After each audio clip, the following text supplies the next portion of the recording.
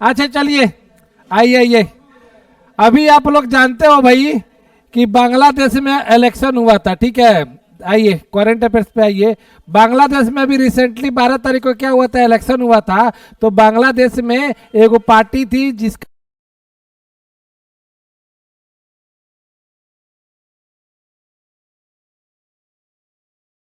मंत्री बनेंगे तारिक रहमान। क्या नाम है इनका? तारिक रहमान। ये अगले प्रधानमंत्री बनने वाले हैं। और ये कौन सी पार्टी से बिलोंग करते हैं? बीएनपी। तो याद रखिएगा ये बीएनपी, ठीक है। 13वें संसदीय चुनाव में शानदार जीत के बाद तारिक रहमान ने 17 फरवरी 2027 को बांग्लादेश के नए प्रधानमंत्री के रूप में शपथ ली है, ठीक है। मोदी को भी इन्होंने बुलाया था, पता नहीं मोदी गए कि नहीं, नहीं गए होंगे, ठीक है। तो ध्यान रखिएगा। राष्ट्रपति मोहम्मद शहाबुद्दीन ने ढाका स्थित जातीय संसद के साउथ प्लाजा में उन्हें पद की शपथ दिलाई। यह समारोह परंपरा से हटकर था क्योंकि लगभग 1200 मेहमानों की समायोजित करने के लिए इसे बंग भवन के बाहर आयोजित किया गया था, ठीक है। अब देखिए, आप लोगों को पता है कि बांग्लादेश में बहुत ज़्यादा अस्थिरता चल रही थी। उसके बाद फाइनली जाके यहाँ पे चुनाव हुआ है। अब स्थिर होगा। देखिए अभी सरकार जो आई गई है, जो नया सरकार आता है, अब वो कैसे काम करता है, मतलब इंडिया के साथ उनका रिलेशन कैसे रहता है, तो वो चीज़ें अभी देखना पड़ेगा। लेकिन लगता है कि अच्छा रहेगा। टोटल बीएनपी कितने सीटें जीती थी? 209 को सीट जीती। एक होता जमाते इस्लाम भी पार्टी करके था, जमाते इस्लामी पार्टी, ये 68 को सीट जीती थी। शुक्र करे कि ये नहीं जीते भाई, क्योंकि ये जीतते हैं तो ये खाली इंडिया के खिलाफ ही मतलब बोलता है, ठीक है। तो ये नहीं जीता, चलो अच्छी बात है। तारिक रहमान पूर्व प्रधानमंत्री खालिदा जिया और दिवंगत राष्ट्रपति जियाउर रहमान के बेटे हैं। तो ये वंशानुगत है भाई, ठीक है, वंशानुगत है। इनके पापा और मम्मी क्या थे? ये एक राष्ट्र प्रधानमंत्री और क्या थे? राष्ट्रपति थे। तो ये खानदानी है। लेकिन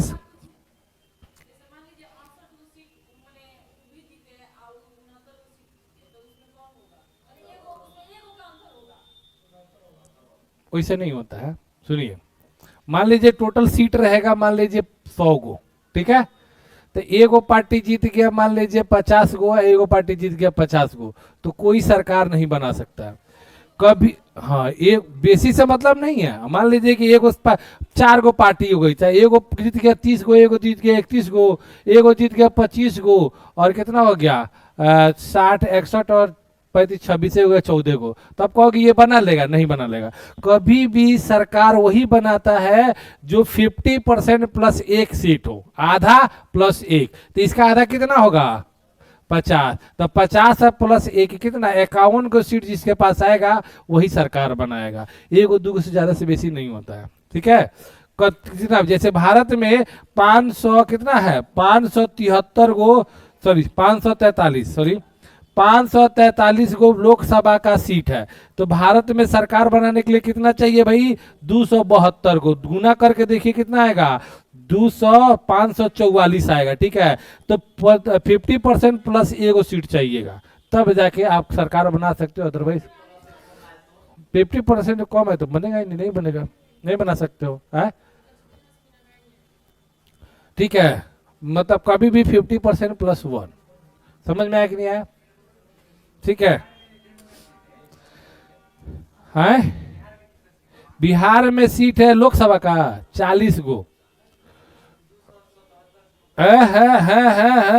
रुक जा रुक जा रुक जा रुक जा रुक जा, वो दूसरा नहीं, दुगो होता है। एगो एमपी का चुनाव होता है जिसको लोकसभा कहते हैं, ठीक है। तो इसमें 40 गो सीट है, ठीक है। और एक होता है एमएलए जिसको हम लोग विधानसभा कहते हैं, ठीक है ना, विधायक लोग का। तो इसमें 243 गो सीट है, ठीक है।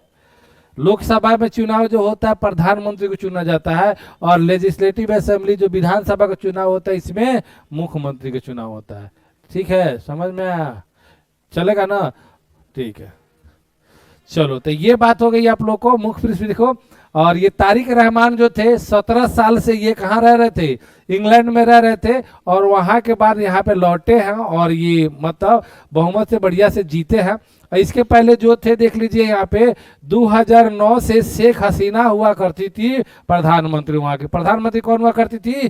शेख हसीना। आप लोग को पता है कि 2024 में इनको वहां से भाई वहां पे दंगा उंगा हुआ और वहां से शेख हसीना को मार के भगा दिया गया, ठीक है। उसके बाद भाग गई तो यहाँ के भारत में रह रही है और पिछले साल क्या हुआ था, इनके ऊपर केस कर दिया गया था। पिछले साल का कुछ दिन पहले ही 10 साल का इनको सजा सुनाया गया है, ठीक है ना। ठीक ठीक है। उसके बाद मोहम्मद ये यूनुस जो बने थे चीफ एडवाइजर बने थे, मतलब इंटरिम सरकार बनी थी, मोहम्मद यूनुस बने थे। उसके बाद फाइनली अब कौन बन जाएंगे भाई? तारिक रहमान बन जाएंगे, ठीक है। अब देखिए यहाँ पे आप लोग को बताया था, कल ही आप लोग को पढ़ाया था कि भारत में जो अभी हो रहा है, भारत होस्ट कर रहा है क्या, a global south AI impact summit की मेजबानी कर रहा है, बताया था ना, जिसमें फ्रांस के राष्ट्रपति, बहुत सारे जगह जगह अलग अलग कंट्री के राष्ट्रपति आ रहा है। उसमें से एक इम्पोर्टेंट ये फ्रांस के राष्ट्रपति भी आए हुए हैं भारत, और इनका नाम क्या है? Emmanuel Macron. क्या नाम है? Emmanuel Macron. ये कल सवेरे ये मुंबई के सड़कों पर ये वॉकिंग कर रहे थे, मतलब दौड़ रहे थे, ठीक है। मोदी जी भी इनसे मिले हैं, ठीक है, मोदी जी भी मिले हैं। और फ्रांस और इंडिया के बीच में बहुत सारे साइन पैक्ट हुआ है, 21 को से ज़्यादा साइन पैक्ट हुआ है कि कोऑपरेशन होगा, और फ्रांस इंडिया के साथ मतलब अच्छा रिलेशन रखना चाहते हैं। इसके पीछे बहुत सारे रीजन है। आप लोगों को पता है कि अमेरिका का राष्ट्रपति अभी डोनाल्ड ट्रंप है, इसके बारे में बहुत ज़्यादा मॉक किए, ये मैक्रोन का मॉक करमनी का मजाक उड़ाए। फिर उसके बाद आप लोगों ने देखा था इनका पर्सनल मैसेज भी वायरल कर दिए थे, जिसके वजह से ये मतलब इतना बड़ा कंट्री है तो उसको ताकतवर कंट्री तो बोल तो नहीं सकते हैं, लेकिन इनका झुकाव अभी इंडिया की तरफ है कि इंडिया से अच्छे रिलेशन रखा जाए और अमेरिका को क्या किया जाए, साइड किया जाए। तो इंडिया में आए थे तो ये वॉकिंग कर रहे थे। वॉकिंग करने से हम लोग को कुछ फायदा हुआ क्या है? वॉकिंग करने से कुछ फायदा हुआ क्या? यहाँ पे देखिए मनोज वाजपेयी है, ठीक है। मनोज वाजपेयी कहा गया पता है ना? अमोलवा, ठीक है। तो ये केआर हाई स्कूल में पढ़ा हुआ है बेचारा, ये बेचारा थोड़ी ना है ठीक है। तो हाँ, तो ठीक है, मुंबई के सड़कों पर ये मतलब दौड़ रहे थे, तो ये सब चीजें बना अच्छी बात है, क्योंकि इंडिया के देखोगे तो लोग बाहर कंट्री में, जैसे पाकिस्तान हो गया, जो इंडिया का मतलब टारगेट पर रखते हैं, दुश्मन कंट्री है ऐसा समझ सकते हो, चाइना में हो गया, तो इंडिया को दिखाते हैं ऐसा कि इंडिया एक क्या है, सुरक्षित जगह नहीं है, वहां पे आतंकी हमले हो जाते हैं, कहीं भी आप लोग घूमेगे तो ये हो जाएगा। तो बताइए इतने बड़े राष्ट्रपति है, ये आराम से मुंबई की सड़कों पर दौड़ रहे थे, कोई पूछ ही नहीं रहे इनको, ठीक है। जो चीने पहचानेगा वही ना पूछेगा। तो इससे वर्ल्ड में मैसेज आता है कि भाई इंडिया सुरक्षित जगह है, ठीक है। अब देखिए यहाँ पे क्या बोला है, the two leader virtually inaugurate the H125। ये देखिए कितना बढ़िया चीज है यहाँ पे, the two leader virtually inaugurate the H125 light utility helicopter final assembly line of Tata airbase at Vemagal in Karnataka. देखो ये कर्नाटक में स्टार्ट हुआ है, ये देख रहा है हेलीकॉप्टर, ये लाइट कॉमेट हेलीकॉप्टर है, मतलब ज्यादा से ज्यादा ऊंचाई पर क्या कर सकते हो, उड़ सकता है, जा सकता है। तो यही एक हमारे इंडिया में ये कौन बनाता है कंपनी, ये फ्रांस बनाता है, और फ्रांस ने इंडिया में बनाने के लिए, इसको असेंबल करने के लिए क्या कर दिया, कंपनी खोला है। कहाँ पे? कर्नाटका में। कहाँ पे? कर्नाटका में। ये इतना मतलब बढ़िया हेलीकॉप्टर है जो माउंट एवरेस्ट की ऊंचाई पर ऊपर तक क्या हो गया था, ये चला गया था, उतना ऊंचा तक कोई भी हेलीकॉप्टर नहीं चढ़ता। तो उसका यहाँ पे इनॉग्रेशन हुआ है कर्नाटक का, और ये आए थे फ्रांस के मोदी जी, और फ्रांस के मोदी जी ने भी, इमैनुअल मैक्रोन और मोदी जी दोनों ने मिलके वर्चुअली मतलब रिमोट से ना होता है इसको शुरू किया, ठीक है। अब देखेंगे यहाँ पे बेरोजगारी दर बढ़कर 5% हो गई है। जनवरी 2026 में भारत की बेरोजगारी दर 3 महीने के उच्चतम स्तर पर पहुंच गई है। मतलब बेरोजगारी सब समझते हो ना कि बेरोजगारी दर दिन प्रतिदिन इंडिया में क्या हो रहा है, बढ़ते जा रहा है, बेरोजगारी बढ़ेगा ही बढ़ेगा, ठीक है। तो 5% हो गई है, और देख सकते हो कि इस टाइम ना 3 जनवरी में 3 महीने, लास्ट 3 महीने में सबसे ज्यादा हाईएस्ट पॉइंट पर है। बस इतना याद रखिएगा आप लोग। स्मृति मंधाना देख लो, ये स्मृति मंधाना ने BBC Indian sports human of the year 2025 का खिताब जीता है। तो याद रखिएगा कौन सा खिताब जीता है इन्होंने, नाम याद रखोगे, Indian sports, BBC Indian sports human of the year 2025 का खिताब इन्होंने दिया स्मृति मंदाना। और इनका नाम है दिव्या देशमुख। क्या नाम है इनका, दिव्या देशमुख। ये चेस की खिलाड़ी है, शतरंज की खिलाड़ी है, इन्होंने भी जीता है। ठीक है, देख लो यहाँ पे।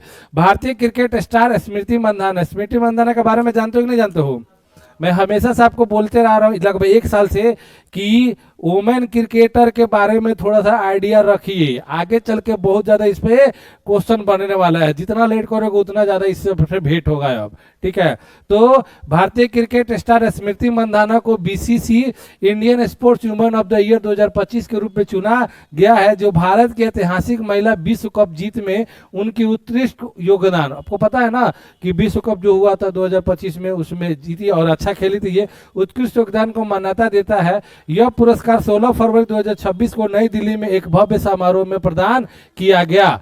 शतरंज की प्रतिभाशाली खिलाड़ी दिव्या देशमुख ने भी महज 20 वर्ष की आयु में फीडे महिला विश्व कप में जीत हासिल करके emerging player of the year का पुरस्कार जीता। Emerging player of the, emerging मतलब होता है उभरता हुआ। ठीक है, उभरता हुआ प्लेयर ऑफ द पुरस्कार किसको मिला, दिव्या देशमुख को। किस चीज की खिलाड़ी है, चेस की, शतरंज की। तो ऐसे भी क्वेश्चन घुमा उमा का पूछ देंगे, तो ध्यान रखिएगा।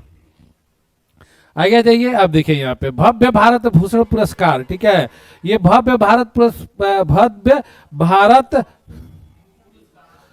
पुरस्कार यहाँ पे स्थापना हुआ है। और ये किसने स्थापना किया है, सदगुरु जी। गुरु जी है ये, सदगुरु जी, सदगुरु जी नहीं है, ये है सदगुरु जी। कौन है, सदगुरु जी। ये बहुत बड़ा वक्ता है और मोटिवेशनल स्पीच देते हैं, लोगों को प्रॉब्लम सुनते हैं। और ये हिंदी नहीं बोलते, इंग्लिश में बोलते हैं। ठीक है, तो ये वर्ल्ड में, इंडिया में भी है, जाते हैं बाहर भी जाके। तो यहाँ पे सदगुरु ने महाशिवरात्रि पर नए राष्ट्रीय सम्मान की शुरुआत की, नए राष्ट्रीय सम्मान की शुरुआत की। और सम्मान का नाम क्या है आपको, भव्य भारत भूषण पुरस्कार। क्या नाम है, भव्य भारत भूषण पुरस्कार। ठीक है, सदगुरु ने शुरू किया। तमिलनाडु के कोयम्बटूर में महाशिवरात्रि के अवसर पर आध्यात्मिक सदगुरु जग्गी वासुदेव ने भव्य भारत भूषण पुरस्कार का उद्घाटन किया। इस नए राष्ट्रीय सम्मान का उद्देश्य राष्ट्रीय सुरक्षा, विज्ञान, प्रौद्योगिकी, खेल, कला, व्यापार, साहित्य, सामुदायिक कल्याण के क्षेत्र में जो अच्छा काम करेगा उसको दिया जाएगा।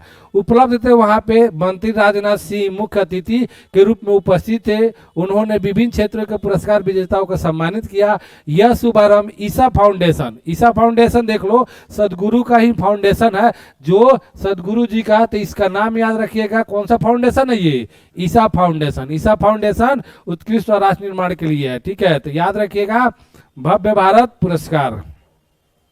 ईसा फाउंडेशन की स्थापना सदगुरु जग्गी वासुदेव ने की थी। इनका आप एक बार सुनिएगा स्पीच, बहुत अच्छा मतलब बताते। इंग्लिश देता तो ट्रांसलेट करके आप हिंदी में सुनाएगा, ऐसा बात नहीं है कि इंग्लिश में देगा।